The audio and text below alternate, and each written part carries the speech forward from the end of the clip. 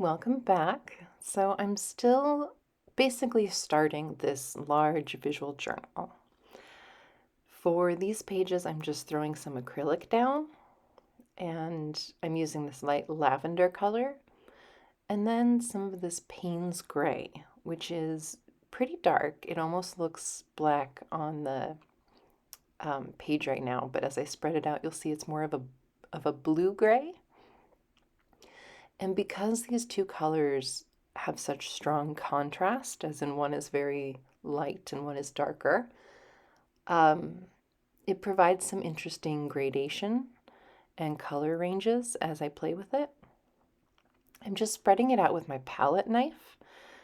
That gives me a way to mix the paint, but it's also just another way to spread the paint out in a different way. So now I've chosen a wider brush. It's probably about 1/2 inch wide, I think. It's just a flat brush. And I'm bringing in water. So this is just mixing it with some water.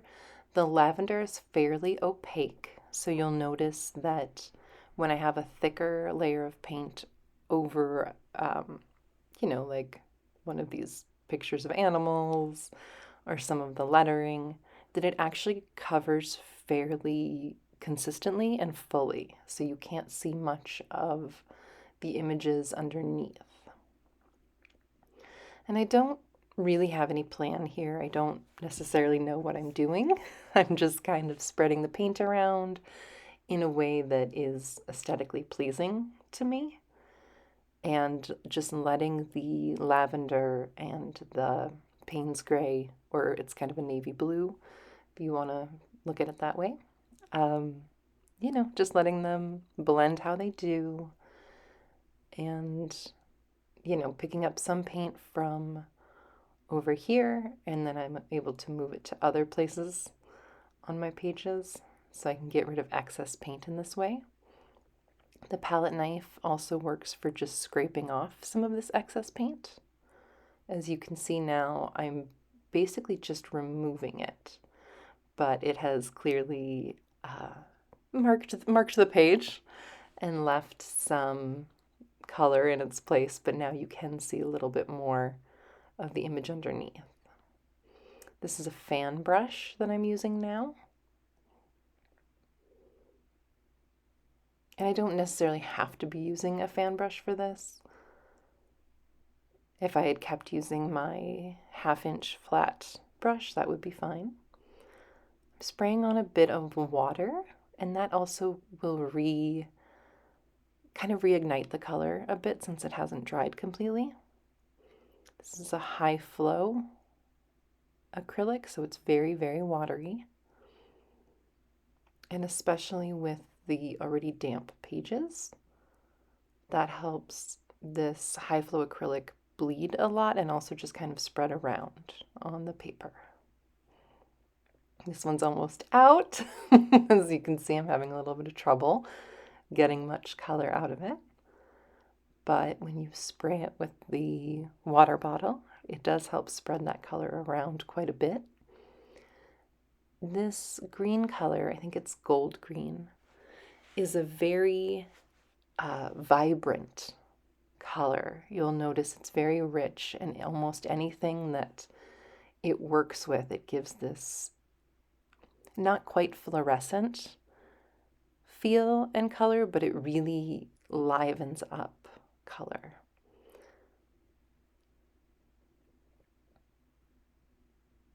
So now I'm just using a piece of wax paper. Both pages are fairly wet here.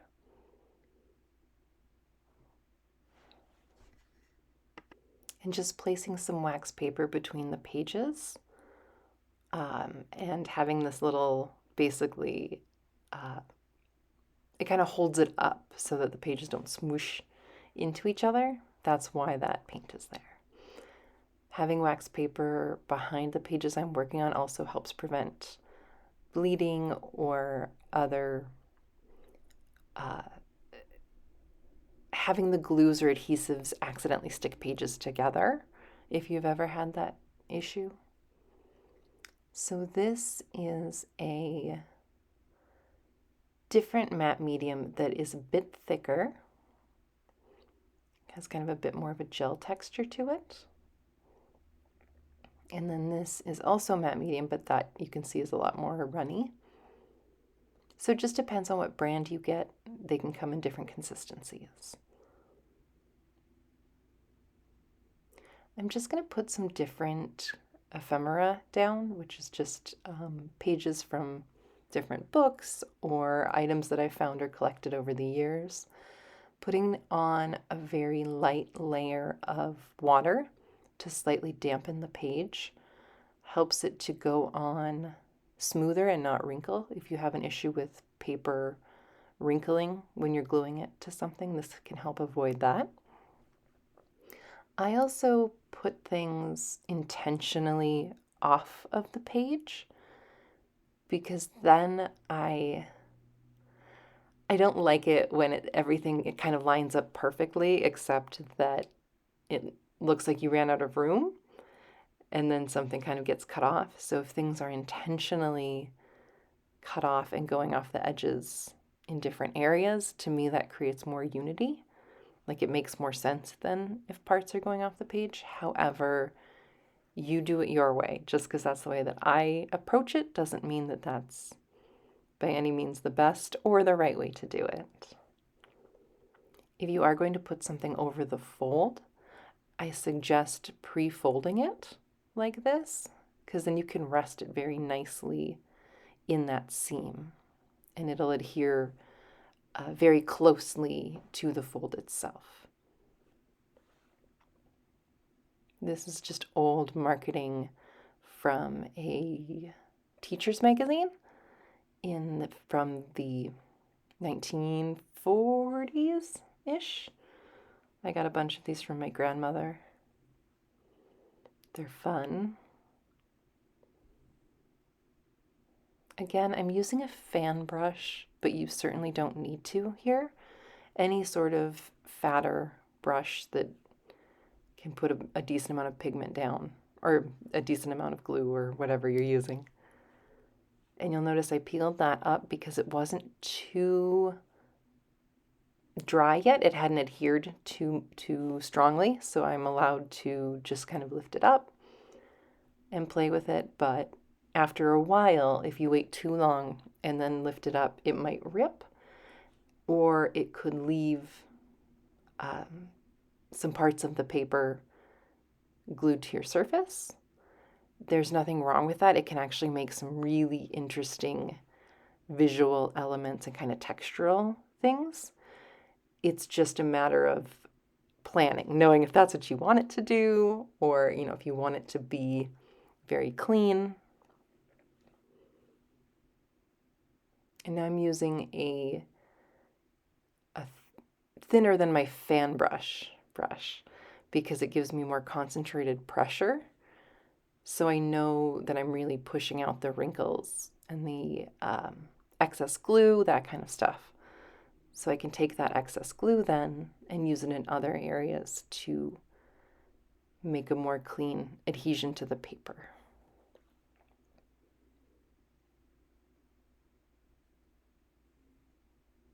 And I like to make sure that I'm going right up to the edges and have glue on the edges, because the edges can usually be the part that get a little bit left out sometimes. And I just set that paint there simply to hold that extra paper down, because it has a tendency to want to lift up. And if it lifts up too much, it will lift up off the paper or off the page. And so this keeps it pressed low, so it'll securely adhere to the page instead of just kind of lifting up. You'll notice in the corner where it's kind of lifting up there that I haven't pressed it down yet. And that kind of shows you what it will do occasionally if you're not making the effort to prevent it from happening. These are some old receipts that I've kind of collected from antique shops and thrift stores in my travels. You need to be a little careful with some of this stuff because the ink that gets used is not always waterproof. So if you get it too wet or too damp, some of that ink may bleed or even completely dissolve and sort of spread out into nothing if you're not careful. So you'll notice I'm not super going over that last bit I put down. I kind of put one clean layer going horizontal, one clean layer going vertical. And I find it pretty easy to simply put the matte medium or whatever I'm working with directly on the page. If that feels a little too out of control, you can certainly use a palette or something and then transfer it from somewhere else onto your page. You don't want a huge excess of glue, of course, but I find that usually I'm using up whatever I put on the page, so it's just easier to directly apply it there. You'll notice that this page is two different colors. It just shows you the areas that are already damp on this page and the areas that are dry. And so what I'm going to end up doing is covering this whole two-page spread with various vintage pages and, kind of cream-colored writing things and ephemera. And you've already seen any of the techniques or kind of little tips that I would have to offer doing this until we get to a part where I want to add something thicker, like a photograph. Everything that I had been adding was pretty normal receipt paper or just like a normal sheet of paper in thickness. But when you have something like a postcard or an old photo or a new photo, you'll want to adhere it with something that's thicker as well, like matte gel, because you need that kind of tension to be able to hold it in place so it can adhere securely to the page.